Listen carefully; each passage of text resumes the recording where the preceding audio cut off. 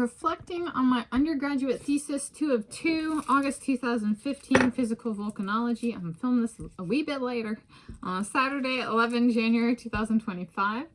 I am Tanis C. Leonhardi. Make it consistent with my written thesis. And so Tanis C. Leonhardi, she, her, hers of Seattle, and I'm going to reflect on my undergraduate thesis 2 of 2. The final written/accepted thesis was a total of 71 pages, including the title page through the last page of references. This one was in the area of physical volcanology. I classify this as thesis 2 of 2 as I started work on this thesis after my first thesis, which was in the areas of experimental petrology and mineralogy. My thesis was submitted time coincident with my graduation in August 2015, summer 2015 term, from the University of Hawaii at Mānoa, Bachelor of Science in Geology and Geophysics, minor in mathematics. All right. So, here we go. And I got 2 milk chocolate Lindor truffles because I'm taking pity on Russell Wilson. And he still has his number 3, even though he's currently on the Pittsburgh Steelers. And something you should know about me. I'm going to approach this one a little bit differently because a lot of people are like, physical volcanology, okay? It's how a volcano erupts in the physical components and stuff. And you've already talked about it or shown it and stuff, so let's contextualize it in terms of something else. So Russell Wilson currently plays for we're going to contextualize it in terms of my personality and my life story. So my thesis advisor, Thomas C, Yay is not part of his name, but can bear with me a little bit. Was that kind of what it was like? No, I was fast performer. But okay, point being, Russell Wilson plays for the Pittsburgh Steelers and kept his number 3. He used to be a Seattle Seahawk, but when I was in California, living in California a number of years ago, he said he was a Seattle Seahawk and a Seahawk for life. So it was like, I could wear my Pittsburgh Steeler jersey, but it's a number 1. And this is a number 3, but it's a Leonhardi number 3. I ordered it custom for myself. And so Russell Wilson, and so he's right. We started interacting over 20 years ago. So it's like, for him, since he's my milk chocolate, and he's very insistent about being milk chocolate, I'm gonna do some fine dining on this, and this is actually very relevant for this, believe it or not. The behind the scenes of how science gets done. So I'm gonna cut it up in this little dish, and it's fine dining. We even got men in tuxedos. Are those tuxedos? No, they're like the fine dining equivalent of tuxedos. Okay, with their little platters and are those wine bottles. I each got one, And I got a steak knife and a pickle fork. The essentials for eating truffles in fine dining style. Okay, so how is this relevant? The number 1 question from Peoples: how did I do 2 theses? Excellent question. And so we're going to start with that, and then I'll kind of conclude with the physical volcanology bit, which might be a little bit, okay, kind of like it's a small truffle. And so I did 2 theses. If you want, the reason is I lived on campus. It is that simple. So when I attended the University of Washington before I transferred to the University of Hawaii at Mānoa, I lived on Greek Row, there's 17th Avenue Northeast in Seattle. And my sorority, Alpha Xi Delta, was the very last sorority on Greek Row. Meaning it was all the way, away from campus. We gotta have athletic abilities and physical abilities in addition to being a student and stuff like that. So we had to walk further than any of the other sorority girls and a lot of the fraternity boys, right? Just to get to campus. And then I lived on campus after that at the University of Washington, and then I studied abroad at Nelson Mandela Metropolitan University and lived off campus at a place where I had to walk to campus again. And then I got to Hawaii and I lived on campus, and I started working on this project. And it wasn't actually a thesis when I started working on it. I interviewed about the end of the semester. I was living at a place called Hale and Nue, which was on campus, but like down by the sports fields.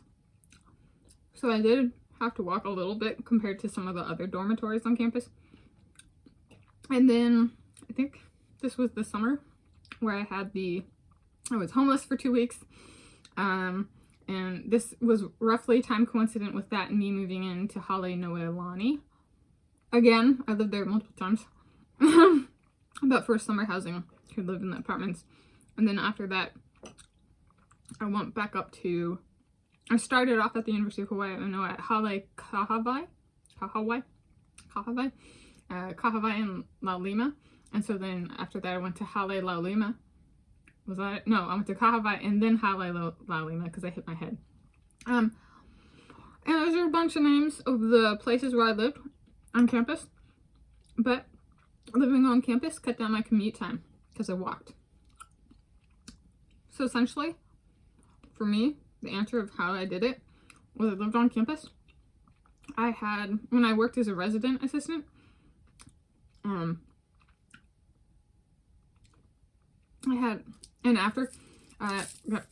there was a meal plan. I got to eat cafeteria food.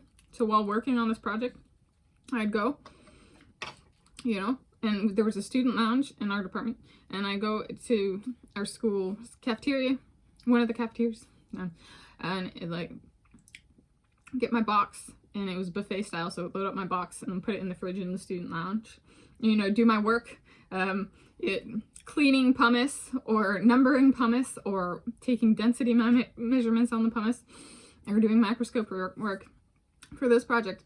And I go to the student lounge and eat from my to-go box. All right. So this, I really enjoyed, the campus had the best Portuguese sausage I've ever had. I was like, I didn't even know, maybe I like vaguely knew what Portuguese sausage was, but I hadn't used it like in cooking very much because before I liked to cook when I was like in middle school, high school. I even went to cooking school when I was like a freshman or sophomore in high school, Blue Ribbon Cooking School in Seattle. And I still have my chef's jacket. That was, like 2006, 2007. And so there's a bit of, it was kind of a life story of just like walking everywhere. But also having my food and my residence very close. So that's how I did it. This project started off as I was hired to work as a assistant on the project, working on pumice on other class, and I got my work done quickly. And so as I got my work done quickly, I was able to take on more parts of the project. And so people are like, what do you mean you clean pumice? And so these rocks were from the big island of Hawaii, Hualalai volcano. So not the one that's people like kill a whale that's in the news. No. Hualalai. And the name of my thesis was Eruption Dynamics of the 114 Ka Trakai Eruption at Pu'uwa'a, Hawaii. Some people, and it covered it, so yes. I actually did thank a classmate in my acknowledgments for this particular one. So the rocks came from there, and he had collected them, and so I got to clean the pumice and the pieces of rock that came from the volcanic eruption. And so I'd get to scrub the pumice, but that would only get some of the material off. So then I would actually put the pumice in a little beaker, a glass beaker, and I would take and put it in not touching, like there's water involved in all of this, an ultrasonic bath, and clean it in the ultrasonic bath to remove any of the fine particles from the pumice and the class. And then I would take them and I would wrap them in a parafilm kind of wax, and then I would number them. And I even actually wrote down for my advisor Tanis's numbers so we could distinguish which number was which, so what a 0 through 1 looked like, or 1 through 0, what they looked like. And then I numbered them, and then I would take density measurements And then some of them we selected for petrography work, some cutting, making into thin sections, and then looking at the minerals and the different textures in the rock. If there are there any bubbles, vesicles, what does it look like, that kind of thing. So lots of notes and petrography work for this project. And then I also was around long enough and we got far enough that I was able to help. I got to use a hydraulic press in crushing samples for geochemical analyses, and that was with a tungsten carbide something in there somewhere with the hydraulic sawmill was in, or was it that, or was it the hydraulic press? It was the hydraulic press broke it down into like the class into like bigger pieces, and then it went to the tungsten carbide sawmill for like making it a fine powder. And that's about all I have time for. But it's about putting together how the kind of fluid of the magma, the crystals in the magma, and the gases of the magma all interacted for this volcano, and like during its eruption, what happened. So yeah, there we go. Can't eat with my fingers. I got my pickle fork. So there we go. Now you know, magmas can have solids, liquids, and gases. Pretty cool. Thank you for joining me.